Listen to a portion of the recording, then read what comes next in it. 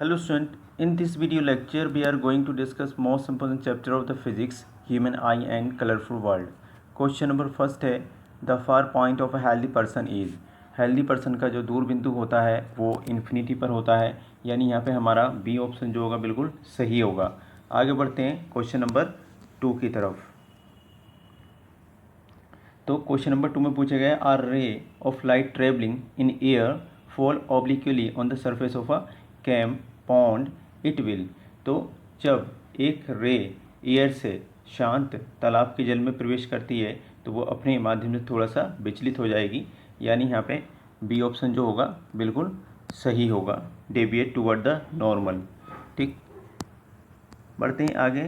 Question number 3 आपके सामने है. The human I forms the images of an object at its, है ना. तो यहाँ पे स्टूडेंट आपको ध्यान रखना है, retina works like a screen of camera film. ठीक है, retina is full of light and colour sensitive sales होती हैं इसके अंदर. ठीक है, तो यहाँ पे हमारा जो सही आंसर होगा वो रेटिना होगा. D option is correct. बढ़ते हैं नेक्स्ट क्वेश्चन की तरफ. क्वेश्चन नंबर 4 आपके सामने है. The far point of a myopic person is 80 centimeter in front of the eye. Which type of lens is required to correct the problem? तो student आपको ध्यान रखना है, यहाँ पे जो लेंस की रिक्वायरमेंट है वो कॉनकेव लेंस होगा, यानी ए ऑप्शन जो होगा बिल्कुल सही होगा. ठीक है, अब बढ़ते हैं हम क्वेश्चन नंबर 5 की तरफ.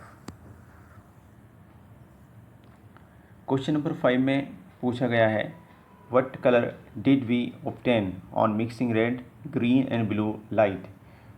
तो इसको मिलाने पर हमें जो कलर मिलता है स्टूडेंट वो होना चाहिए वाइट, यानी सी ऑप्शन जो होगा बिल्कुल सही होगा. If you mix red, green and blue light you get white light. ठीक है, अब बढ़ते हैं हम नेक्स्ट क्वेश्चन की तरफ. क्वेश्चन नंबर 6 आपके सामने है, काफ़ी इंपॉर्टेंट क्वेश्चन है. The refractive indices of three media P, Q, R are 1.73, 1.33 and 2.24 respectively. Arrange these media in increasing order of their optical density. ठीक है, तो ऑप्टिकल डेंसिटी के हिसाब से हम देखेंगे तो स्टूडेंट Q, P और R है ना. Q का होगा 1.33 और P का होगा 1.73 और R का होगा 2.24, यानी यहाँ पर QPR डी ऑप्शन जो होगा हमारा बिल्कुल सही होगा. ठीक है, अब बढ़ते हैं हम नेक्स्ट क्वेश्चन की तरफ. तो आपके सामने है question number 7. The inability among the elderly to see nearby object clearly because of the weakening of the ciliary muscle is called. अब आपको इन चारों ऑप्शन को ध्यान से पढ़ना है. इसमें पूछा गया है स्टूडेंट कि जब एज हो जाती है तो elderly to see nearby object, पास की चीज़ें क्लियर दिखाई देती हैं, परंतु वीकनिंग ऑफ द क्लियरली और क्या होता है जो सिलियरी मसल्स होती हैं वो कमज़ोर हो जाती हैं, तो इसे हम क्या बोलते हैं प्रेसबायोपिया के नाम से हम इसको जानते हैं, यानी सी ऑप्शन जो होगा बिल्कुल सही होगा. अब बढ़ते हैं नेक्स्ट क्वेश्चन नंबर 8 की तरफ. तो स्टूडेंट इसमें पूछा गया लाइट वेव्स क्या हैं.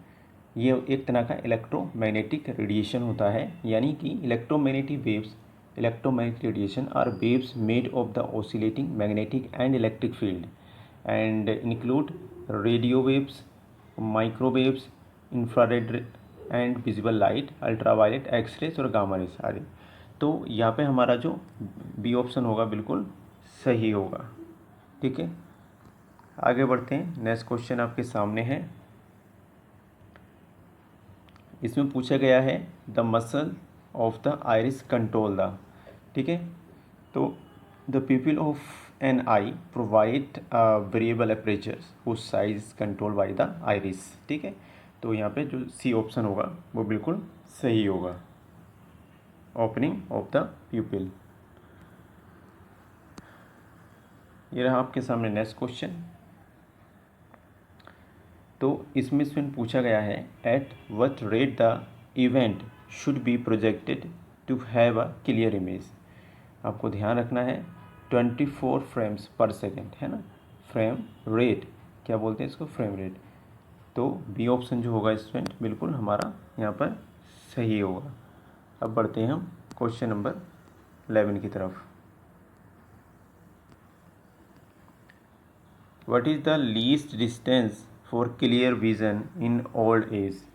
तो ओल्ड एज में इसने दृश्य की सही दूरी के बारे में पूछा है। तो आपको ध्यान रखना है, least distance of distance vision for a normal human being is 25 centimetre, however it varies with least distance for clear vision of old age is about 1 to 2 metre.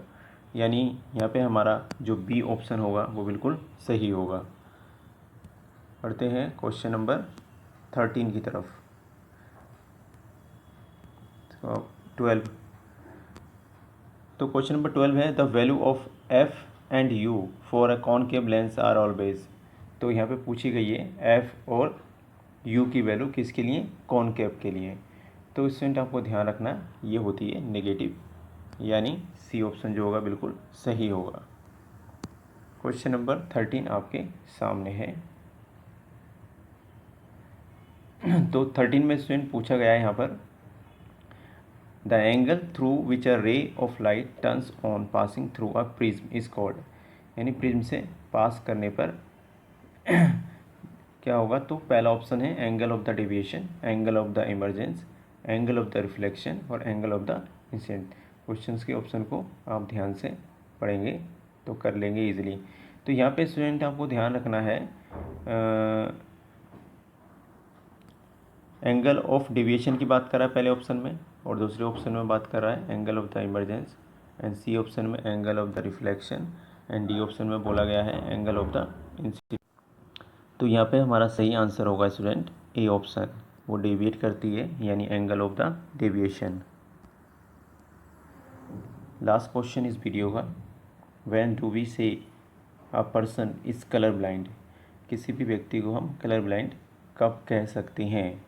तो आपको ध्यान रखना है, colour blindness is said to occur when a person can not differentiate between the colours. यानी वो colours को difference नहीं कर पाता है। यहाँ पे हमारा जो सही आंसर होगा, when the person can not differentiate between colour, यानी डी ऑप्शन जो होगा बिल्कुल सही होगा। आज के क्वेश्चन यहीं तक।